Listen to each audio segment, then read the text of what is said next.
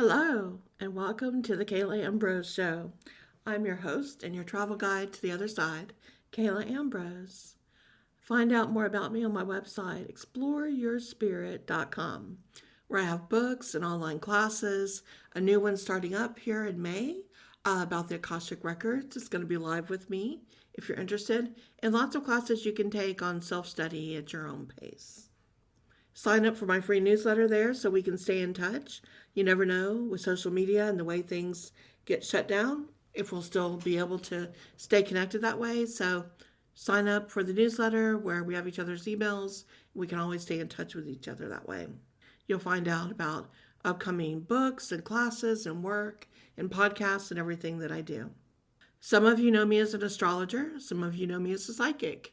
Some of you know me as a wisdom teacher in the courses that I share, teaching from the ancient esoteric wisdom teachings. Some of you know me as an intuitive interior designer. Some of you know me as an intuitive lifestyle coach. I work with lots of entrepreneurs, other people, businesses, helping them grow by seeing future trends and talking about what's to come for them and for you.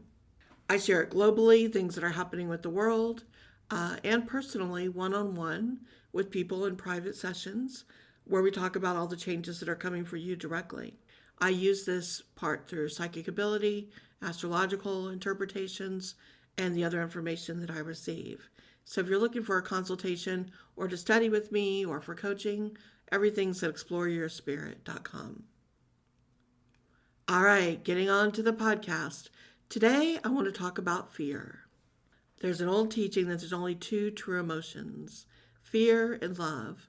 And all the other emotions we have are side effects of whether we're in fear or whether we're in love. And when you break it down, you can see those are the roots. That's why we make choices. And we're responding to those out of that fear that we don't have something or we'll never have something or lack of something or something's being taken away, something's outside of our control. Fear is limited. It is holding too tightly. It is resisting change, resisting growth, resisting evolution. It's resisting everything, not wanting anything to be different or to change. Love is open to interpretation, open to discovering more, open to receiving, open to giving, open to share. So you can see where when we're in fear, we're tight. Our body is tightened up. We're in stress mode. Our hands are clenched. We're scared. And everything about us is smaller and tight. And when we come from love, we're open. We're receptive. Our energy is flowing. It's not tight. It's loose and relaxed. The energy is expanding and growing. And we have so much more to give and to share. And we choose every day which way we're going to live. We can always look to blame other scenarios or people, places, things, circumstances, but truly that is not what's causing our fear or our capability to love. As the wisdom teachings share, we are in control of our emotions, and we choose on a daily basis if we're going to live in fear or in love. Now, we're human and we're going through a human experience. We are, as they say, a soul having a temporary human experience. And of course, it's natural to feel fear. Some fear is important. It keeps us safe, keeps us out of true danger. But a lot of fear is resistance of change and growth, which is not helpful because we are down here to experience things, to learn, to have new situations, new relationships, new opportunities, and new challenges to come our way. This helps us grow, learn, expand, and in some ways create a new normal. Now, this has been challenging enough in the normal world. Going back in time, how the world worked, we all had to deal with fears, we always have. But now, in this current incarnation that we're all in, moving from the age of Pisces into Aquarius, that's a big deal. But as well, moving into fourth dimension, the dimension of time, having time speed up like it is now, it is having an effect on us of time moving quicker and faster than ever before. This is why it feels like the days, weeks, months, years are flying by. We are rapidly moving out of fourth dimension into fifth dimension. And so it's like we're a string that's being pulled and squeezed through a tiny hole. And as it's squeezing us, it's making everything happen really, really fast. I'm trying to think of a great visual. So we've been living in this third dimension where we're kind of like a big stretchy ball. And now we're going to go through fourth dimension of time so that we can expand on the other side into fifth dimension. And the only way to get through is there's this big wall and there's a tiny little hole. And so something has grabbed a small part of us that's a stretchy ball and is stretching this tiny little bit of us through this hole, through the wall, onto the other side. So this big stretchy ball is being compressed into this really squeezed tight one little piece of us that's pulled apart from the stretchy ball. And it's pulling harder and harder. And so we're this big stretchy ball, and a little bit of us is being compressed a little inch at a time to be pulled through this wall. And we're just like, oh my gosh, what is happening? It's so tight. This hurts. What's going on? And something on the other side is still pulling. And as it pulls us through, we're about halfway through, and we start to feel really stuck. Like half of me is on one side and I don't know what's happening over there. The part of me that I am aware here in third dimension is very uncomfortable, very scared. This is painful. I don't know what's going to happen on the other side. I can't even feel that part of myself anymore. And all we're aware of is the pain and concern and fear that we're feeling at the moment from being stretched through this hole, and wondering what's going to happen to our body if it's going to maintain and hold on to the feeling it has as it's continued to be stretched beyond what we thought we were possible of, beyond our capabilities. And that's where we are in fourth dimension right now, is we are about halfway through it. So time is really compressing and squeezing us. And it's making us go through a lot of questions of who are we? Why are we here? What's happening? And as more of us continues to get pulled through that hole, the part that's left, everything's getting jumbled together. We're thinking about old scenarios, old stories, old memories, things from our past are popping up, and they're intermingling with stuff that's going on today. We're all over the place and we're being compressed and pulled. And so eventually the rest of ourselves at the stretchy ball will get pulled through that hole a tiny inch at a time, and we will emerge over on the fifth dimension where we're going to expand and be in a totally different shape and size and experience than anything that we understood as a stretchy ball here in third dimension. But we've got to make it through the squeeze first. So that's exacerbating all of our fears and our worries, and everything's changing. And if you're like most of the people here on the planet Earth right now, something in your life has really changed. And if you really want to put it to right now, though, it happens anytime you're listening to this podcast. But for when this podcast is being recorded today, we're in the midst of 2 eclipses. And of course, eclipses, are harbingers of big changes and bringing this even more home to remind us of what's going on right now. So eclipses affect us very spiritually because they bring change. And as most humans, we don't like change. And that's why eclipses are so powerful, because they often bring major life events that we remember for a very long time. They're usually unexpected, and they're usually something you couldn't plan for. So it's something big that changes your life forever. We like to look at things as positive and negative, right? That's how we kind of understand things as humans. So eclipses can bring you the most positive, happy, exciting moment of your life, or they can bring the most devastating, heartbreaking, grief-filled moments of your life. So depending, again, on where it's at in your chart, and you would need to have your chart done to see where it's affecting you. But a happy thing could be a marriage proposal out of the blue, or meeting, the love of your life, or getting a great job offer, all kinds of exciting things, winning a big award, something, amazing like that happening, getting pregnant, right? When you weren't expecting. It's always unexpected. A new job offer that you weren't expecting. And sometimes it brings a tough moment. It might be getting let go from a job, or getting a divorce, or possibly someone leaving your life through a breakup, or through someone passing over to the other side. It's always a surprise. It's a little shocking. Eclipses mean that something ends and something else begins.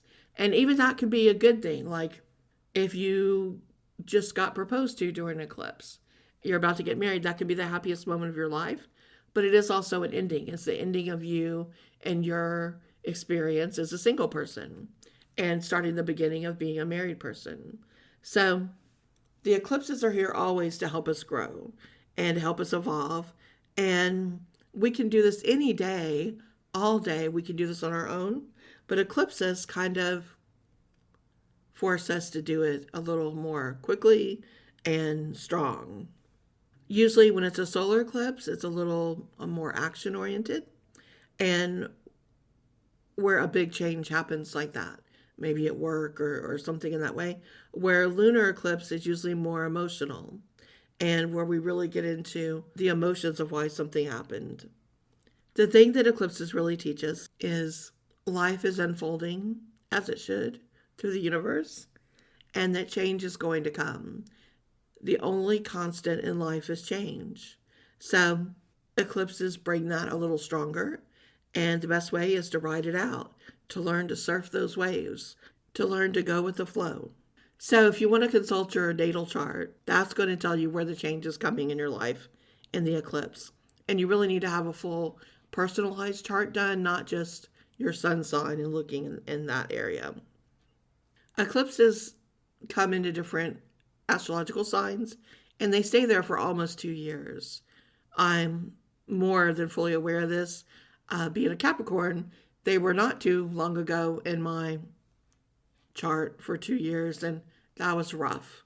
They put me through the ringer and tested me hard, and I'm glad to be on the other side of that now.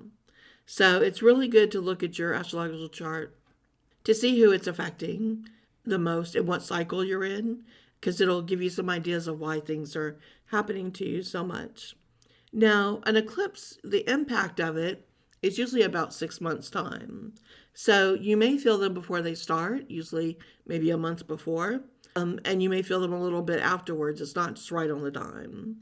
But the eclipses will show you what is going to come for you in the time to be. So you want to really pay attention what happens around that time, because it's going to show you what you need to pay attention to.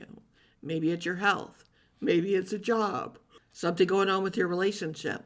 You really want to pay attention for the days before and the days after the eclipse to see what's coming for you.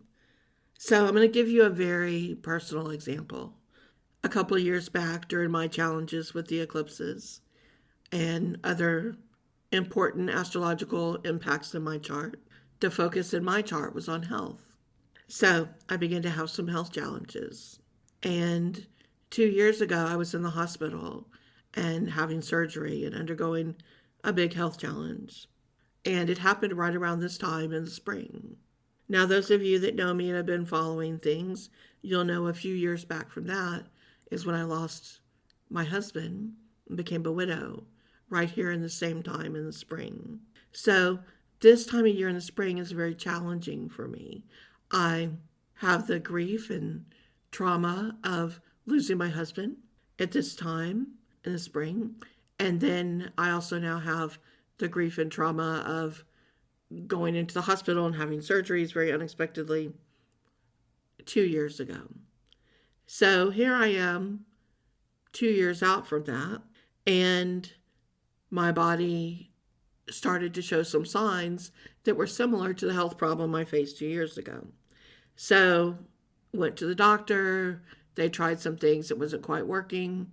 They decided this weekend to send me to the hospital to have it checked out. So here I am going back to the hospital like I did 2 years ago, wondering and facing my fear. Am I going to be walking into that hospital and going through the exact same thing that happened before? Am I about to go through surgery again? Is all this that I've worked so hard to recover and get through, is it all about to start again?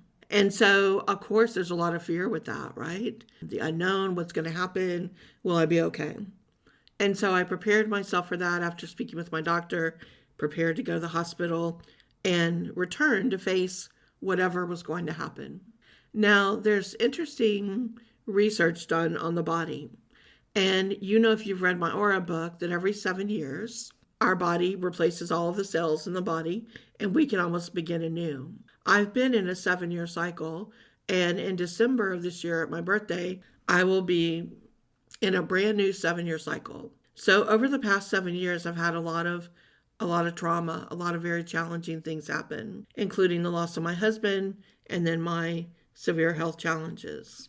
And I'm looking very forward to December and that new birth date, where I'm going to reset myself from the cellular level and let go of all of that trauma and energy and emotions and rebuild my cells for a whole new 7-year cycle of making myself clear from the inside out, from the cells all the way through into the aura, of clearing a lot of that trauma and pain and grief and loss. So in the meantime, though, unless you work at this consciously and you do these type of things, you continue to hold that energy, the emotions, all of that gets imprinted into the body.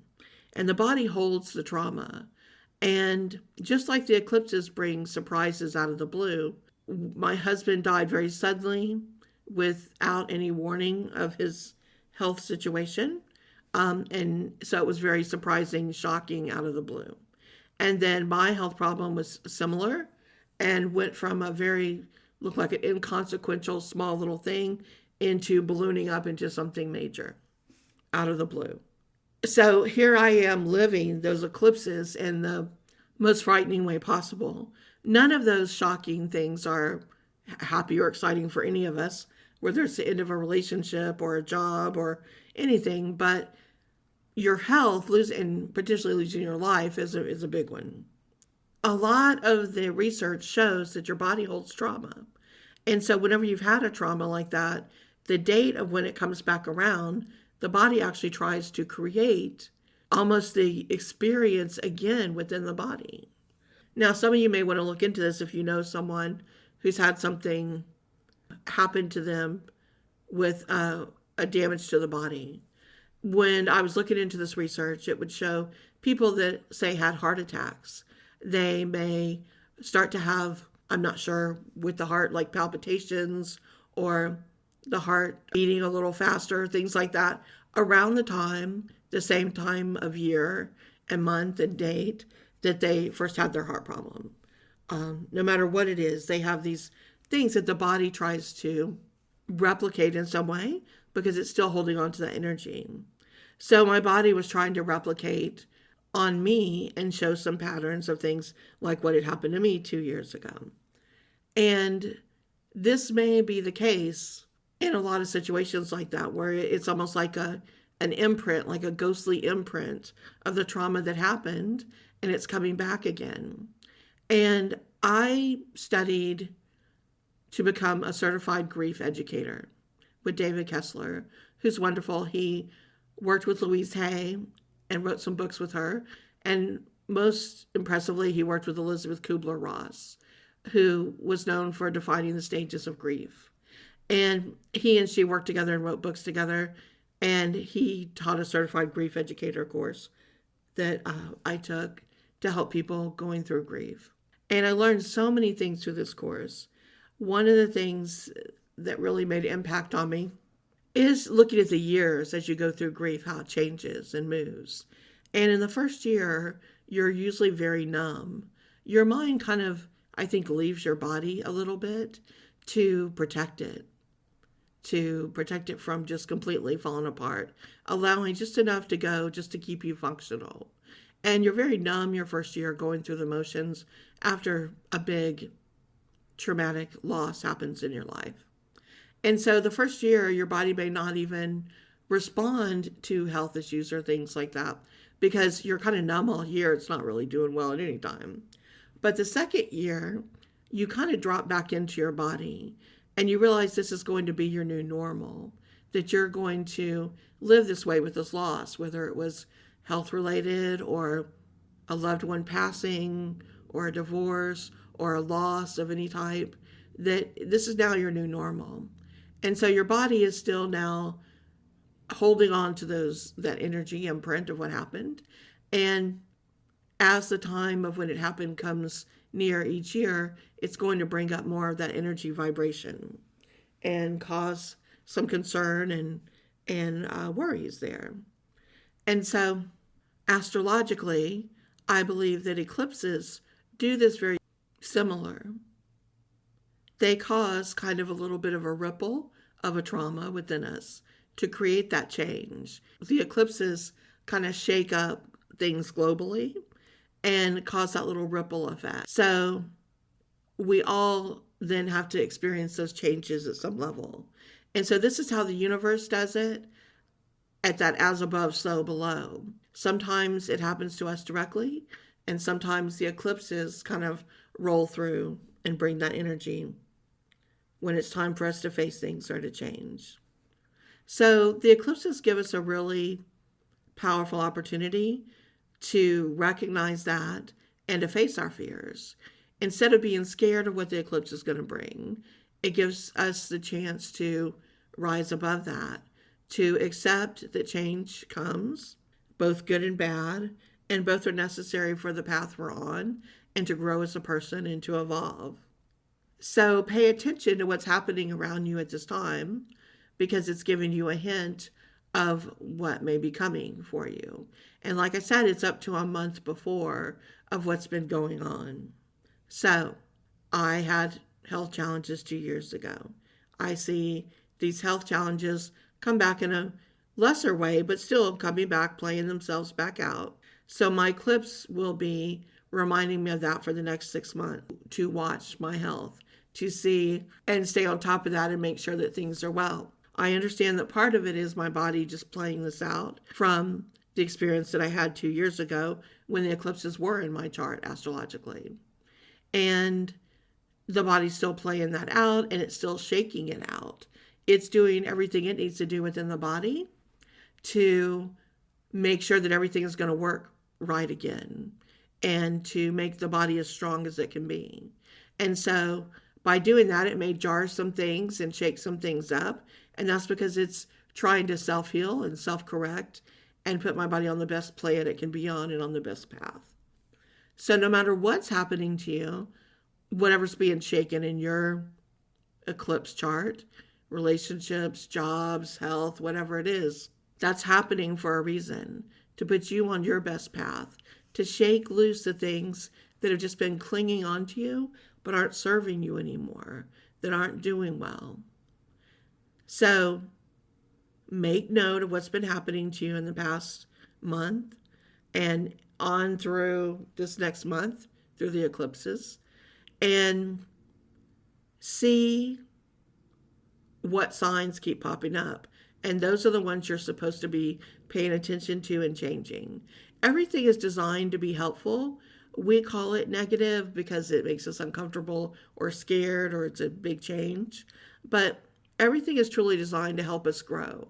And sometimes we need those little pushes to not stay in a comfort zone, to not stay in the same path, to not stay just doing the same thing over and over. We have to try new things and to do new things to get different results. So it's important to remember there's only fear and love, and we make the choice to live in one or the other. And each time we face our fears and move through them, we become stronger. We become aware of what we're truly capable of, what we can handle, and it's probably more than we thought we could. We have a tendency to try to talk ourselves into saying, this is all I can do, this is as much as I can take, I can't bear anymore. But the truth is, we can break down, we can cry, we can be scared, but we can get back up and be stronger. We can get back up and do just a little bit more, even the tiniest amount, if it's a little bit more. It's similar to working out. When you go and first time to work out and you can barely stretch or move and get through anything, but as the muscles continue to get stretched and worked on, you find that the next time you can do a little bit more and a little bit more, and then some things become comfortable and you can go further. And it's the same thing astrologically, spiritually, mentally, emotionally. We're here to grow and to evolve and to continue to stretch ourselves, even if it's a tiny bit at a time, to see what all that we can handle and do. For me, I faced a big fear. And when the doctor said, I need you to go to the hospital and have some more tests done to see what's really going on, it put me right back into that memory of 2 years ago and what that meant. And as I went to the hospital, I thought, I wonder if I'll get admitted and this is starting all over again. But this time it didn't. They ran the tests and the tests were good. And it was like a weird deja vu moment. Except this time I went home and I'm here talking to you instead. So, do I feel stronger? Yes. Do I feel relieved? Of course. But more than anything, I am just grateful. I'm grateful that my body's doing the best it can. I'm grateful that I had the strength to face all of that and to go through it and to come through on the other side.